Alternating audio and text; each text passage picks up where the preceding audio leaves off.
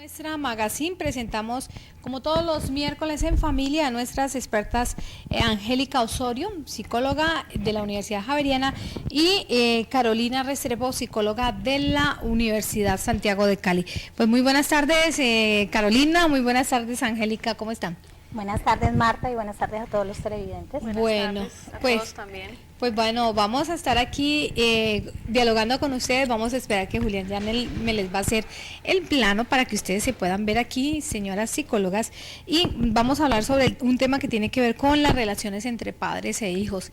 Siempre en los colegios o en las reuniones de colegio uno se pregunta, y nos preguntamos cuando hay reuniones de padres de familia, ¿es bueno ser amigo de los hijos, a veces convertirnos como en cómplices?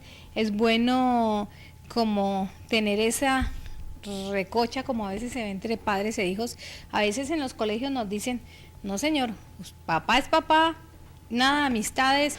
¿Qué podemos decir o qué podemos hacer como de forma para introducir este tema, psicóloga Carolina Restrepo? Bueno, el dilema o el interrogante grande que hay que resolver es mirar, como dice Marta, si es viable ser papá, ser cómplice, ser amigo o ser una persona indiferente en una relación de familia, ¿no?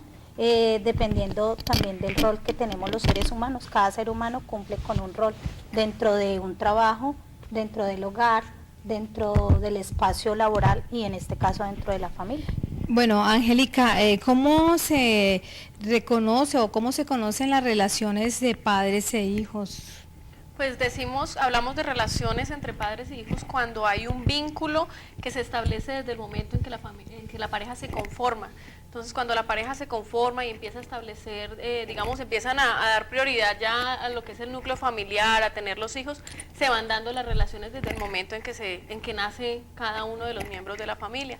Entonces, y bueno, y ese rol, como por ejemplo el de madre, el de padre, el de los hijos, específicamente cómo se da en el hogar ese rol. Bueno, cada uno de los miembros del hogar tienen un rol, particular, aunque hay similitudes entre ellos. Por ejemplo, vemos que los padres tienen el rol y la función de educar y formar a los hijos, obviamente teniendo muy en cuenta cosas importantes como la afectividad, el respeto, los límites, las normas que son súper importantes en un hogar. Y vemos que los hijos tienen unos roles muy similares, pero también tienen, que cumplir con ciertas obligaciones. Entonces los hijos tienen el rol más de cumplir con esas normas establecidas por los padres y tienen el rol de cumplir con sus obligaciones escolares. Bueno, ¿qué sucede, por ejemplo, psicóloga Carolina, cuando en el hogar hay unas relaciones como tan abiertas, como se puede decir, como tan libres, como de tanta libertad entre papá, mamá e hijos? ¿Qué pasa allí? ¿Se puede perder el respeto o qué pasa allí? Lo que pasa, Marta, es que culturalmente en este momento muchos profesionales, con el respeto que ellos merecen de las disciplinas, de las diferentes disciplinas, piensan que establecer una norma o hablar directamente de un límite en familia, poner una autoridad o poner aspectos claros en el hogar, va a generar algún tipo de trauma en un hijo y no va a permitir que él sea como debe ser, que tenga libertad en su forma de pensar o aspectos de personalidad relacionados en esto. Entonces, cuando son relaciones demasiado abiertas que llegan al extremo en el cual el papá ya no le llaman papá, sino que le dicen Alberto, un ejemplo, o ya no le dicen Alberto. Alberto, Dicen de pronto que hubo parcero. o que hubo cucho, Sí. o sea, como maneja el lenguaje el joven hoy, o el adolescente, porque no hay que olvidar que todos tenemos un contexto social y en este momento el contexto que manejamos no es igual en esta época a la que veníamos manejando antes.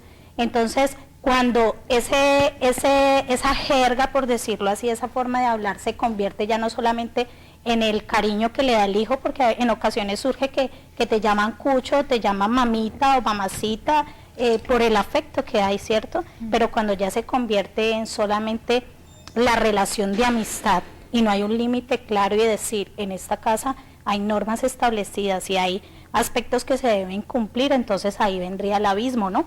Listo. Se puede tornar o muy abierta, o también puede ser muy cerrada, que es cuando hay autoritarismo. Bueno, entonces, ¿cuál sería allí la relación ideal, Angélica, o cómo se podría mejorar? Si los padres que nos ven a esta hora tienen inquietudes, por favor, 487-8703, nos la pueden presentar aquí en Tierra Nuestra Magazine a nuestras psicólogas invitadas en esta tarde. Bueno, pues digamos que hay como varias formas de mejorar estas relaciones entre padres e hijos, y como decía Carolina, una de las principales es establecer los límites, ¿no? Hay que poner las normas muy claras y hay que ser coherentes, tenemos que saber hacer cumplir las normas sin dejar obviamente de dar amor y digamos de comprender a nuestros hijos. Carolina hablaba de algo muy importante y es la amistad entre padres e hijos. Podemos ser amigos de nuestros hijos siempre y cuando mantengamos los límites bien puestos. Sin perder el respeto. Sin perder el respeto. Y Carolina, allí, ¿qué opinión tiene usted sobre eso? Lo que pasa es que en ocasiones hay es alcahuetería, ¿no? Como lo llamaban los abuelos antes.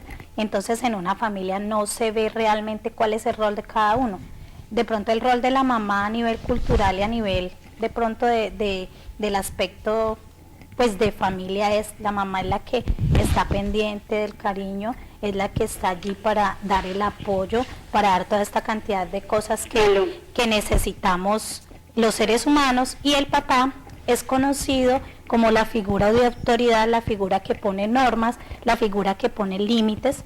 En ocasiones tenemos hogares donde no hay papá, sino solamente mamá, o al contrario, ¿no? Porque en la actualidad ya no podemos hablar de solamente madres cabeza de familia, también hay padres cabezas de familia. Sí, señora. Tenemos televidentes en línea. Muy buena tarde. ¿Quién nos habla? Buenas tardes, habla Julieta. Hola, Julieta. ¿Qué inquietud tiene usted? Yo, respecto a lo que dicen las dos psicólogas, ¿qué opinan ellas, por ejemplo, que hoy en día están hablando que todo traumatiza a los niños? Si los padres reprenden, si los padres castigan, pero es que hoy en día se ve que no hay ese respeto que hubo anteriormente. ¿Qué me dicen al respecto? Eso de que la amistad entre padres ha sido tan exagerado que los niños hoy en día no respetan ni a los padres, ni abuelos, ni tíos. Lo